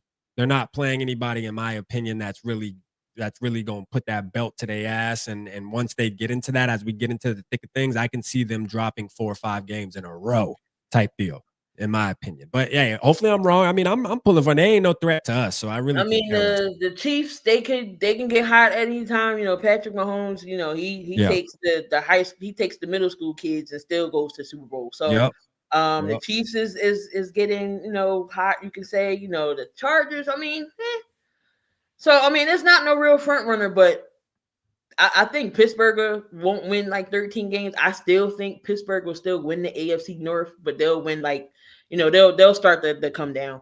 The Ravens, I don't. They will have to go on a hell of a run to win that division. They on a bye week right now to get Lamar back.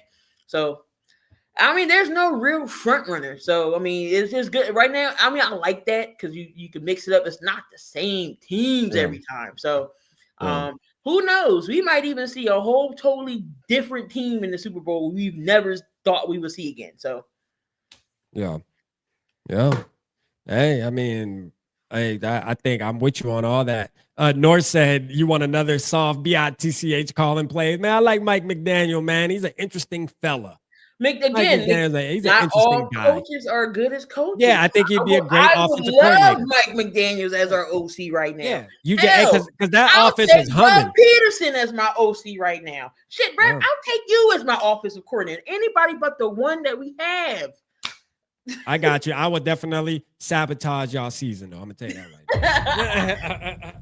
3rd and 3, punt team. 3rd and 3. What the hell, Rap doing up, man? Fire this motherfucker. You got us punting on 3rd down. Yeah, it just didn't feel right, guys. You know, just didn't feel right. But appreciate. So any last your final thoughts before we roll on out of here? Hey, great. My final thoughts are, hey, good luck on the game. Hopefully we kick y'all ass. That's obviously what I want to happen. And if it's anything what you talking about, we winning by 2 dubs. Oh yeah, 2 tubs. I'll take it. You know what I mean? Any day of the week, because my team doesn't do that often. So I'll definitely be here for it. I appreciate you having me on, Key, on the show for sure, and setting this up and reaching out. So it was great, and hopefully maybe we meet up again after the game and touch bases. Real quick, Ronald said, "Hey, vocalvike here in Albuquerque, New Mexico.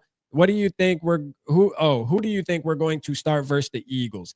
So I think shout out to you, Ronald Crosby. Shout out Albuquerque, New Mexico. We got Eric from New Mexico in the building too. You know what I'm saying? It's FTE week. You already know that, y'all. FTE. You know what I mean? Hey, I know Key here, but you know what I mean? Hey, look.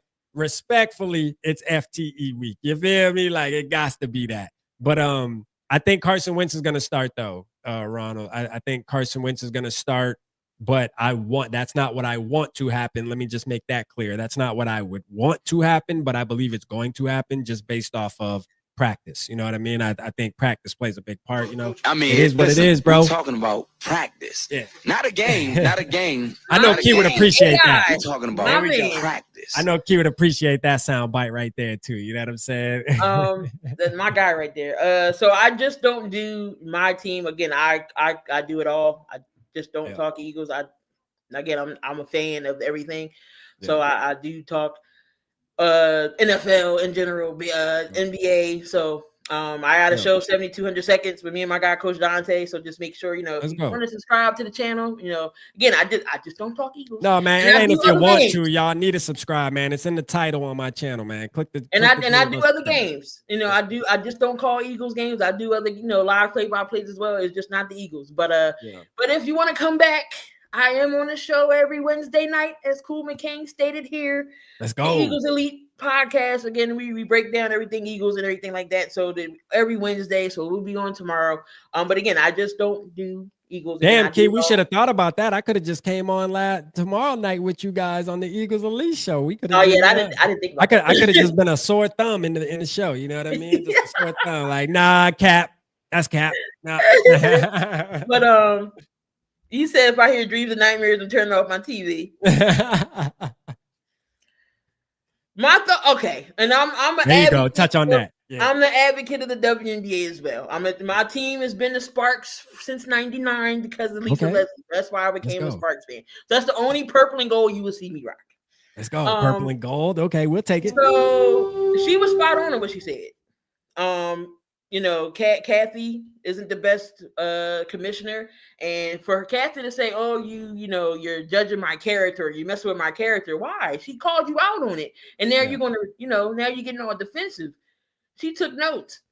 She's the one that founded her and her husband, and Breonna Stewart is the ones that came up to the Unrivaled League, so these girls don't have to go overseas to make money to feed their families, because WNBA, they don't get paid that much. So she went to Kathy and with a business deal, and she turned it down. Nafisa is a smart businesswoman, and that's dope. I call her the walking bucket. I love Nafisa Collier over there with the lake. So she was spot on in what she said. So and the WNBA is lucky to have somebody like that to to speak up for all the players. So I'm all for it. Yeah, facts. Shout out to Key. Hey, see, that's why y'all got to subscribe. Her name is in the title. I always add the name. You can find that's my name everywhere. That's YouTube, Twitter, TikTok. Well, if you follow me, I don't do more like sports stuff on TikTok, but I'm doing more like funny stuff. Again, like I said, I do it all. I do wrestling watch streams. So if y'all in the WWE or anything, I do those. NBA starting up. So I mean, I'm always a lot of things. So I dibble and dabble. I'm usually behind the scenes. The intro that you saw, I did that. So like I said, I'm behind the scenes with things. Yep, that's a fact. Well, I appreciate you, Key. This was a great show. Always great talking football with you. So thank you for having me on again. Appreciate y'all. Appreciate you, Rap. Appreciate Rap's channel over there. Not throwing eggshells at me and not being all mean to me. But like I said, I'm a realist. I don't sugarcoat nothing. So nothing y'all can say can hurt my feelings. And I'm gonna be real with you. So it's a fact. My team stinks. If we good, I'm gonna tell you we good. So. Let's go. Shout out Vikings, man. I can't say shout out Eagles, Key. I'm sorry. No matter how much I like you, no matter how much I like you, it's FTE week. Period. But hey, it's all love to you though, Key. That's a fact. So anytime you want me on your channel to talk whatever, look, it don't gotta be Eagles, it's whatever, just hit me up. I'm there. Appreciate. I'm gonna definitely take that off of Key. I love talking sports with you. I feel like me and you can really put together a dope show for the community. So I got you for sure. Be expecting to reach out. So definitely appreciate you, Viking Nation. I appreciate y'all. Thank you for being on. Next, so hopefully when we play you, we can have it on your channel this time. It'll be in the playoffs. So I know FTE. I know. It's now, when you look, even although I'm streaming this on my channel as well, as a multi-stream, once we actually set it up where it's just strictly Vikings, Key, and you over there in enemy territory, I can't promise you that the Purple Gang community gonna be as easy on you. You know what I mean? We might be a little rough. It's all right. I don't know. I got to live. One thing about living in Philadelphia, you got to have tough skin, and that's all I got. That's a fact. As a fact. No, we appreciate you. We respect you. And I can't wait to have you on again. I'll have you on my channel for sure. It's coming soon. Believe that. So we're going to get on out of here, y'all. Appreciate you. Good luck to both parties on Sunday. I'm sure I'm going to be, if we win convincingly, I'll come back and talk some smack and be like, I didn't think that was going to happen. And then if my prediction comes true, I'm going to be like, I told you. But I appreciate you. So, appreciate y'all. Y'all enjoy the rest of y'all night. We're going to get on out of here. Good job, Norse.